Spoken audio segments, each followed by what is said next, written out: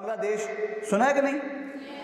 बांग्लादेश पहले पाकिस्तान था, उसको बांग्लादेश बनाया गया 71 में। उससे पहले वो पाकिस्तान का हिस्सा था जिसको ईस्ट पाकिस्तान कहा जाता है, और वहाँ पर बंगालियों की ज़्यादा तादाद मौजूद थी, इसलिए उसको क्या कहते हैं? बांग्लादेश कहते हैं।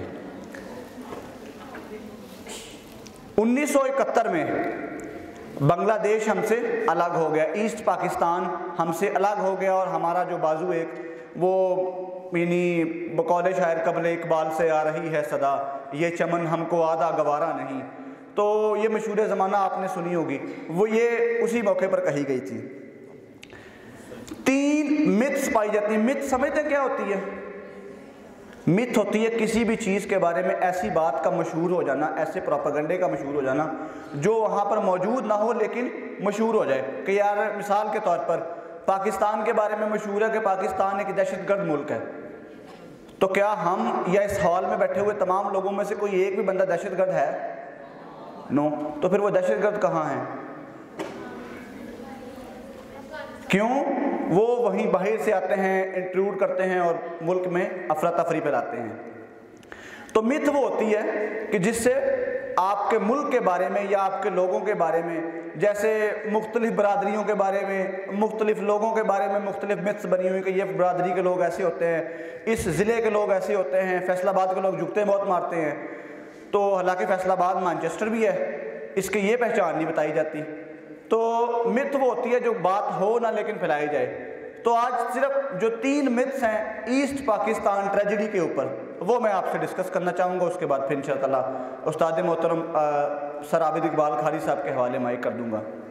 सबसे पहली चीज़, शेख मुजीबुर रहमान साहब थे जिन्होंने ईस्ट पाकिस्तान को बांग्लादेश बनाया।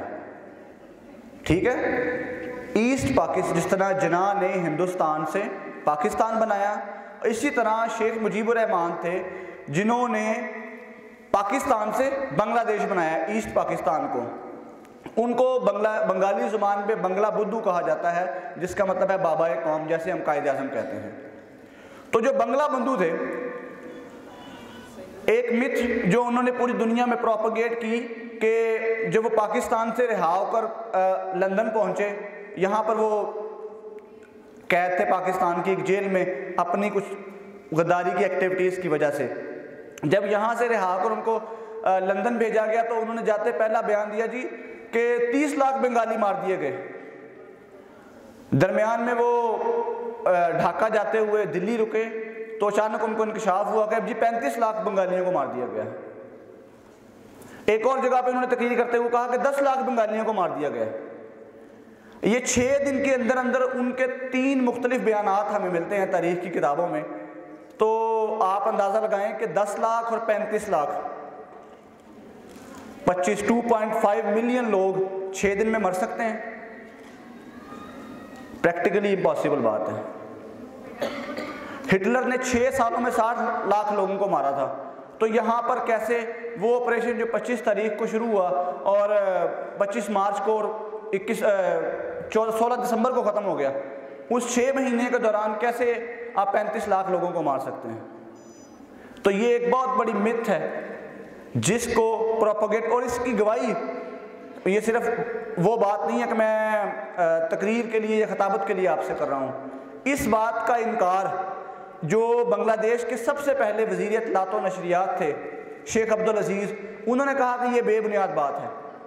बांग्लादेश के जो पहले सेक्रेटरी खारजा थे अनवारुल करीम, उन्होंने कहा कि मैंने जब इस बात की तहकीक शुरू की कि ये 30 लाख लोगों की बात आई कहाँ से, तो कहते मैंने खुद शेख मुजीब से जो कि बानी बांग्लादेश हैं उनसे पूछा कि ये आपने 30 लाख का फिगर कहाँ से लिया। तो उन्होंने कहा जी रूस का कोई अखबार था, कोई हफ्ते रोज़ा, जो हफ्ते में 8 दिन छपता था, तो 8वें दिन ये नहीं छपता था हफ्ते में, उस अखबार ने यह कहा था कि 30 लाख लोग मारे गए। और इस पे एक और चीज़ कि शेख मुजीबुर रहमान ने खुद एक कमीशन बनाया जिसका नाम अब्दुल रहीम इंक्वायरी कमीशन था। उस कमीशन में जब उसकी फाइंडिंग्स आई, उन्होंने लोगों से पूरे बांग्लादेश में बात की अब जानते हैं उन्होंने कितने लोगों के जो डाटा इकट्ठा किया, कितने लोग कत्ल हुए होंगे? Any guess? एक तरफ 30 लाख हैं, अब अंदाजा लगाएं कितने लोग मरे होंगे? एनी गेस कोई भी? उनके पास सिर्फ 2000 लोगों का डाटा आया। 30 लाख और 2000, और ये जो 2000 लोग थे ये भी ऐसे लोग थे जिनके बारे में ऐलान किया गया कि आपको 3000 टका मिलेगा, जो बांग्लादेश का करेंसी है, आपको 3000 टका मिलेगा अगर आप बताएंगे आपकी फैमिली में कोई शख्स कत्ल हुआ है, जो पाकिस्तान फौज ने किया है, पाकिस्तान आर्मी ने किया है। ये जो सारे, ये पहली मिथ कि 30 लाख लोग मारे गए, ये ऐसे ही झूठ है जैसे यानी वो क्या कहते हैं, उसको बात मनाना ऐसे ही है जैसे ऊँट को रिक्शे में उठाना। तो बहुत मुश्किल और ऐसी मिथ है जिसके बारे में लोग बात करते हुए ऐसे जज्बाती हो जाते हैं कि पता नहीं कितने लाख लोगों को मारा गया। और इस पर शर्मिला बोस ने इन्हीं किताब में अपनी लिखा है कि लोगों के साथ यानी इतनी ट्रेजेडीज की भारतीय फौज ने और भारतीय फौज की बनाई हुई वो मुक्ति बाहिनी बंगाली का लफ्ज़ है जिसका मतलब है कि आपको मुक्ति दिलवाने के लिए जो फौज बनाई जाती है, मुक्ति जनता, मुक्ति आर्मी, यानी पाकिस्तान आर्मी से आपको निजात दिलाने के लिए जो आर्मी बनाएगी, जो फौज बनाएगी, उसको मुक्ति बाहिनी कहा जाता है। तो मुक्ति बाहिनी के लोगों ने 1,20,000 बिहारियों का कत्ल किया, बंगालियों का नहीं, वो लोग जो पाकिस्तान के साथ रहना चाहते थे। एक रिपोर्ट के मुताबिक 80,000 के करीब अल बदर और अल शम्स के वो नौजवान जो बांग्लादेश के लोग थे, वो चाहते थे कि हमने अलग नहीं होना, हमने पाकिस्तान के साथ रहना है, उनको कत्ल किया गया। तो ये दूसरी तरफ का सच है। एक और मिथ जो बताई जाती है हमें कि हमने बंगालियों का मुआशी इस्तेहसाल किया। आप लोग इस टर्म को अच्छी तरह समझ सकते हैं, इकोनॉमिक एक्सप्लॉयटेशन, कि हमने बंगालियों के साथ बड़ी ज्यादतियां की। तो उसका भी थोड़ा सा एनालिसिस अगर तारीख के मतलब करके देखें तो हमें समझ आती है कि यार ये भी एक मिथ है। सबसे पहले यानी वो बांग्लादेश जब बंगाल के असल में जिस तरह पंजाब के दो हिस्से हैं ना, आधा पंजाब भारत के पास है, आधा पाकिस्तान के पास है, इसी तरह बंगाल के भी दो हिस्से हुए थे। जो एक वेस्ट बंगाल है वो इंडिया के पास चला गया था और ईस्ट बंगाल पाकिस्तान के पास आ गया था।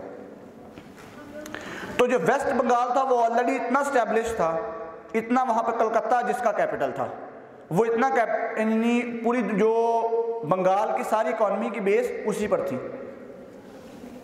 तो ईस्ट पाकिस्तान बिल्कुल डेवलप नहीं था और एक पुराने गांव का मंजर पेश करता था। यानी आप समझे कि ढाका में उस वक्त एयरपोर्ट भी नहीं था, न ढाका में एयरपोर्ट था, ना कुछ स्टील मिल थी, ना कोई ऑयल रिफाइनरी थी, न पर्सन की कोई फैक्ट्रीज थी, कुछ भी नहीं था।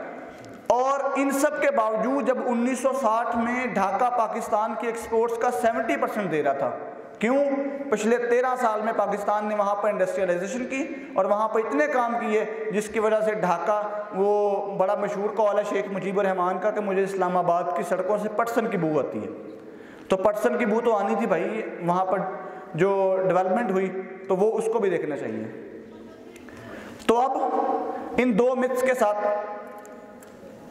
एक और चीज़ जो वहाँ पर बड़ी आम की जाती है कि औरतों की बहुत असमत दरी की, यानी एक जो मुजीबुर रहमान के बयान है उसके मुताबिक 3 लाख औरतों की इज्जत लूटी गई। इस बयान को भी शर्मिला बोस ने और द गार्जियन के एडवर्ड मॉन ने अपनी किताब वार क्राइम एंड वुमेन में लिखा है कि मुजीबुर रहमान ने ऐलान किया कि 1500 टका ऐसी खवातीन के लिए जो ये बताएं आकर के उनके साथ पाकिस्तान आर्मी ने ज्यादती की है, तो उसके पास सिर्फ 1300 लोगों ने अपने नाम लिखवाए। तो ये जो मिथ है कि 3 लाख औरतों की असमत दरी की गई, बल्कि उसके मुकाबले में जर्मनी के एक सहाफ़ी जब डेलीगेशन एक बांग्लादेश बन गया तो उनको एक इज्तिमाई कबर दिखाई गई, तो जर्मनी के सहाफ़ी को उनको ये बताया गया कि ये वो लोग हैं बंगाली जिनको पाकिस्तान आर्मी ने मारा है। इज्तिमाई कबर थी जिसमें 2000 से ज़्यादा लोग थे, लेकिन उस सहाफ़ी के अपने जो रिमार्क्स है उसने वापस जाकर लिखे, उसने कहा कि वो लोग बंगाली नहीं थे, वो बिहारी थे, और ये वो लोग थे जिनको बंगाल के जो रहने वाले थे उन्होंने कत्ल किया था। तो ये बहुत सारी चीज़ें इस तरह की एलिमेंट्स हमारे माशरे में पाए जाते हैं जिनके ऊपर बात करना बहुत ज़रूरी है और हमारी नई नस्ल को इसके बारे में जानना बहुत ज़रूरी है। हमारा क्या फ़र्ज़ बनता है, हमारा क्या हक़ बनता है? हमारा हक़ ये बनता है कि आप में से कितने लोग फेसबुक पे हैं? फेसबुक पे बाकी सब शरीफ लोग हैं। ट्विटर पे कितने लोग हैं? माशाल्लाह। स्नैपचैट पे, इंस्टा पे। अब हमारा काम क्या बनता है?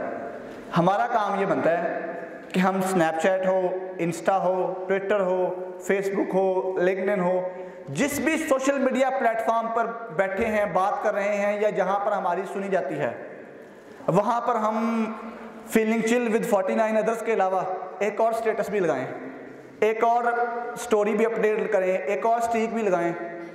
और वो क्या हो?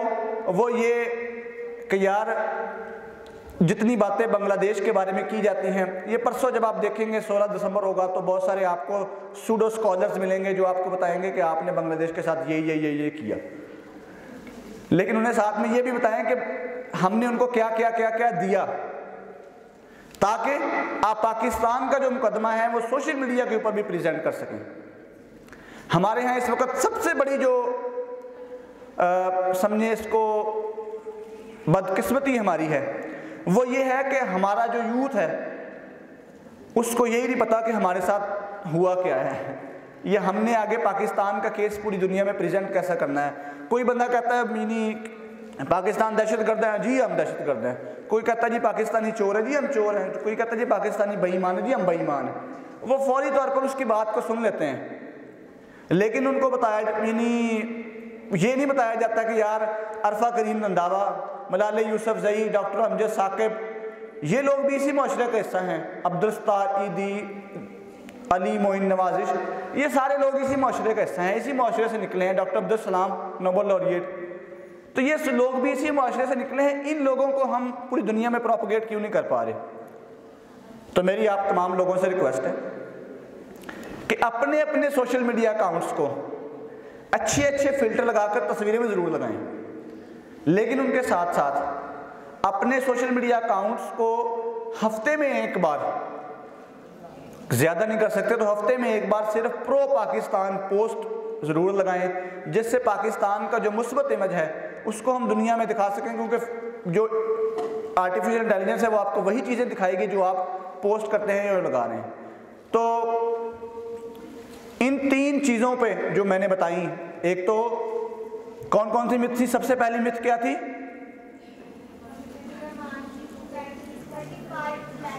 हाँ, 35 लाख वाली। और दूसरी कौन सी थी? कौन सी? औरतों के साथ ज्यादती। तीसरी कौन सी थी? मुआशी इस्तेहसाल, इकोनॉमिक एक्सप्लॉयटेशन। तो ये 3 चीज़ें अब जब भी आपसे कोई बात करे तो आपने उसको ज़रूर बतानी है कि पाकिस्तान ऐसा नहीं है जैसा आप पाकिस्तान के बारे में सोचते हैं। अगर आपने अभी तक हमारा चैनल सब्सक्राइब नहीं किया है तो फौरन इस सब्सक्राइब के बटन पर क्लिक कर दें और साथ ही बने बेल आइकन पर भी क्लिक कर दें, ताकि हमारे चैनल की तरफ से आने वाली तमाम लेटेस्ट अपडेट्स आप तक बर वक्त पहुंच सकें। बहुत शुक्रिया।